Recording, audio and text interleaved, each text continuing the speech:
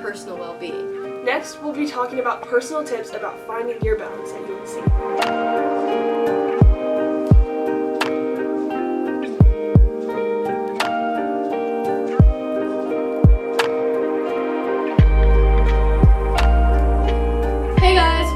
Our final episode of our Personal Wellbeing podcast series. I'm Sanjana Ram. I'm Ella Fitzgerald. I'm Anna Zay. I'm Erin Atos. So for this episode, we're just going to be kind of wrapping everything up. We're going to be talking about mental health, going more into that, talking about relationships, and also how we're going to be setting goals for ourselves for the rest of our time here at UNC. Yeah.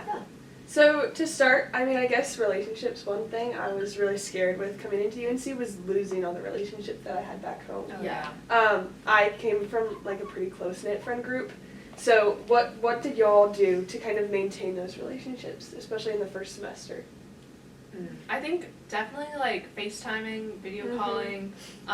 It's like just like regularly too. Like keep each other updated with like what's going on, even though like you might be far away from like your best friend or like people that you're close to, but like they still want to be invested in your life, and like you also probably want to like hear about what's going on with theirs. So like just like stay updated with each other.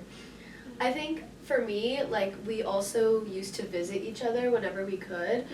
My friends go to colleges and kind of far away, but we would try to find ways to visit each other, and I would introduce them to my friends at UNC. They would introduce me to their friends at their college. So now we have like a bigger circle. Like now my friends at UNC are also involved with them. So it was kind of more like if like we were able to all engage, and it was like kind of nice to have that bigger relationship and really have them, be more updated and like involved in our time like here at college. Yeah.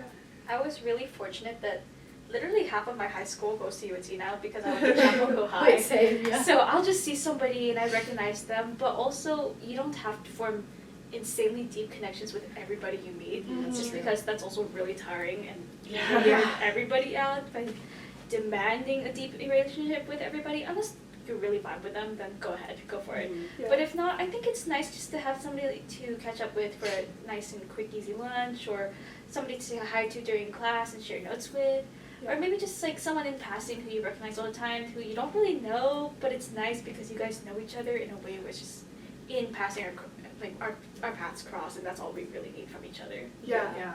At the beginning of the year, oh my gosh, I got so tired of being like, okay, here's my name, my major, and my job. You share it with so many people, but then honestly it's kind of nice because like Erin was saying, like you can walk down the quad and like you always have someone to wave to. Yeah. Like I think that's just a true. smiling face to see, like maybe you haven't talked to them the whole semester, but like you met them at some event where you had something in common. Yeah. So even if you're not like making those deepest friendships, it's still like dive into those places where you're meeting new people and begin those relationships. Yeah. So also with that, I think another good thing to want to keep is like your relationships with your family. I know that can be really difficult. You're moving away from home. It's kind of hard to when you're not like living there with them every single day. So how do you guys kind of balance that, try to find ways to like keep that bond like with your family while you're many miles away? I mean, one of my biggest things, like literally when I'm just walking from classes, I'll call one of my parents. Just like it's a 10-minute phone call, but like a quick little recap of like what's happened recently. Maybe I'll call my sister or something like that, see what's going on in her life. Just like quick phone calls. I mean, it doesn't need to be like a 3-hour conversation at the end of every week. I mean, if that's what you want, go you. Like I have friends who do that and love it, but I personally don't want to stay on the phone for like 3 hours. So just quick like keeping up with each other throughout your day and that kind of stuff is important for me. Yeah, I live in-state, pretty close actually, so I go home like decently often, like every 3 weeks or so. I think like there's a balance between like having that independence like here in college, but also like checking in with your family. So I do the 3-hour phone calls. Okay, and then also just like random like texts. Like I'll send a picture of something that I found cool or that I might like think that my mom would like or something. Yeah. For me, my sister will call me every morning before she goes to school, and she's in middle school, so like her school starts at like 8 a.m. so she'll call me around 7:30ish, and I honestly really like it because that's like my alarm for the day, because she'll call me and then we'll be talking, so then I'll like have to wake up, and it's also really great, like I get to start off my day talking to my family. It makes me more, excited for the day, knowing that like I got to speak to my family back home. For a while, I did like daily phone calls, and then I think you're right. You do need to balance about that being away from family and not calling them all the time. Sometimes, if you really want to learn to be independent. So I used to do that daily phone call, and it eventually turned into like every few days. But I would still like keep up over text. I would still text my friends from high school who didn't necessarily go to UNC. And then sometimes if I was on video call, I was like, can I see Joaquin? Joaquin's my dog. So, yeah, every now and then I feel like seeing somebody face to face, even if it's on a video call, really helps with the connection of seeing them, but also maintain some sort of distance where you can remain some independence and not have to rely on your family all the time, because that's what college is for. It's supposed to help teach you to be out and independent. Yeah. To your point with your dog, I think this might be a little bit of a hot take, honestly, but I miss my dogs more than I miss my family. Because you can't talk to your family. You can't really talk to your dog. Yeah. Like, I'll be on FaceTime with my family and they'll show me, my dog's name is Rory, they'll show me him and I'm like, Rory, look at the camera. He like ignores it completely, doesn't even look. That's what I'm like, come on. Yeah, so I love my dogs when I'm home. Yeah. They don't acknowledge me when I'm not. feeling. That's okay. They don't get I mean, they Yeah. do like quality time, like they need, Yeah. Yeah. And I think like, I guess also with that, for me, like when I talk to my parents, I feel like I can also kind of like focus on my mental health with that. A lot of times, like whenever I'm really stressed about something, I'll call my mom and I'll, kind of talk to her about that. I'll be like, yeah, like this is what happened in class today, or like this is how school's going for me and I'm kind of stressed right now, and she'll be there to reassure me. So I think that's also really great, like finding someone to talk to, and like if that's your family, that's great because you get to also keep that connection. Like she's kind of more involved with what's actually happening in college for me right now, versus just like how it looks on the outside. Yeah, definitely. I definitely ask my mom a lot for like advice. Like I have changed my major so many times, but like I always talk it through with her, like the pros and cons. Yeah. No, and even if it's not your mom, like you were kind of saying, just any relationship, I mean, we're meant to be in community, so that helps our mental health so much. I mean, I feel like I'm kind of extroverted and introverted, so I need, like, sometimes my community is filling me up, and then also sometimes I need my own space to, like, benefit my mental health. Like, I'm overwhelmed with everything, so I need space. So, like, getting the balance with that definitely helps my mental health, at least. Yeah, for sure. I'm definitely more introverted, so I feel like I need to understand what would be helpful for me, when to reach out to people and when not to, and just take time for myself. But definitely, even if you are introverted, that doesn't mean hermit yourself away. Yeah. You gotta remember to talk to people sometimes, and it definitely breaks up the routine. So even if you guys aren't like talking deeply about your emotions and stuff, it's still nice to talk to somebody just because it adds a little bit of excitement, something to look forward to in your life. For sure. So like scheduling those coffee sessions, or like scheduling like a lunch session or something like that, definitely really helps just to de-stress and have some time away from homework too, while also building your relationship with other people. Yeah. With that scheduling time, like I think I've come into a routine with that to help my mental health, making sure I'm not just like studying all the time, is having a lunch date with someone at least once a week. Yeah. And then that also helps like with relationships, because you can't really get to know someone in a group. Yeah. So like at the beginning of the year, being very intentional about scheduling one-on-one time with people. I mean, it's kind of scary because you're like, what if conversation doesn't last or whatever? But like dive into those conversations and that time with like one-on-one friends, and that helps a lot, I think. Yeah. Yeah. I agree with that. So we talked about like family and relationships with that, and how it can be difficult, moving away from home and being away from those people. So do you guys want to talk about kind of your experiences with like how you were able to adjust to life here coming from wherever you guys came from. Yeah. Yeah. I mean, I think I kind of touched on it last time. Like, the friends you make, being intentional about, like, keeping up with those friendships. Because it is hard. I mean, we also kind of said this earlier. You're doing your name, major, and hometown with every single person you meet.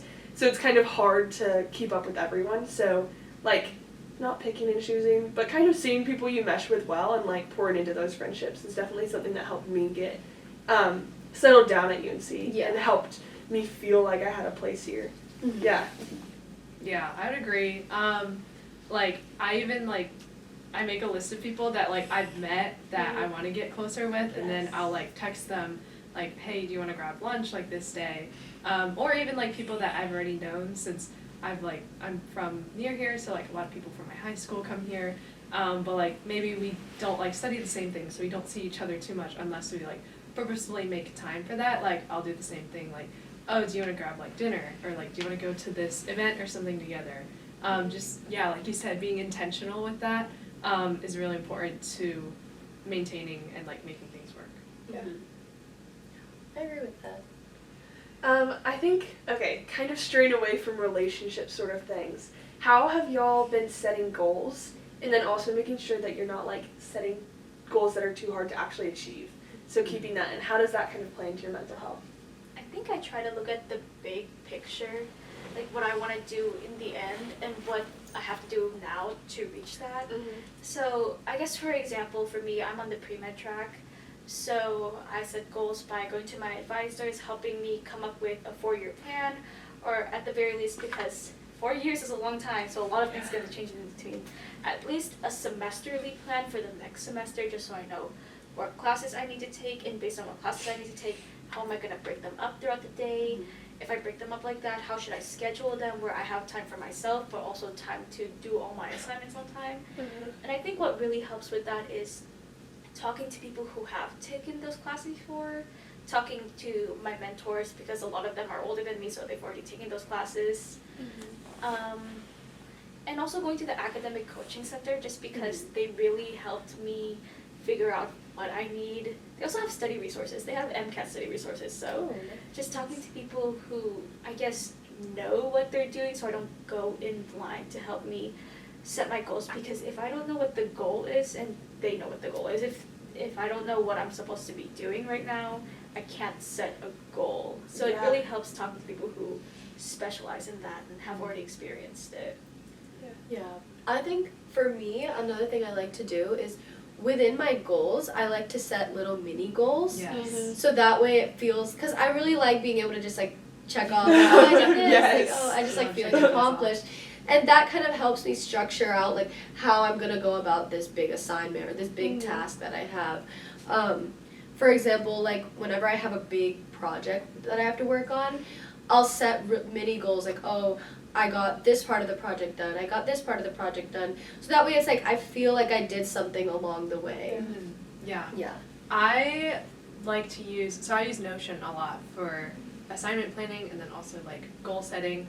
And the way that I do it, I have, like, semester-long goals that are, and then I also split my goals into categories. So I have, like, academic, which is purely, like, classes. There's also, like, career kind of, so, like, how is it building towards, like, what I want to do, like, after college. And then I have, like, impact, so, like, how am I, like, contributing to my community, and then social, like, being more intentional with, like, the relationships that I have. Yeah. And I kind of keep updated with these, like, long-term goals by, like, having shorter, like, reflections, I guess. So I want, at the end of every month, I like to recap, like, what went well, like, what didn't go well.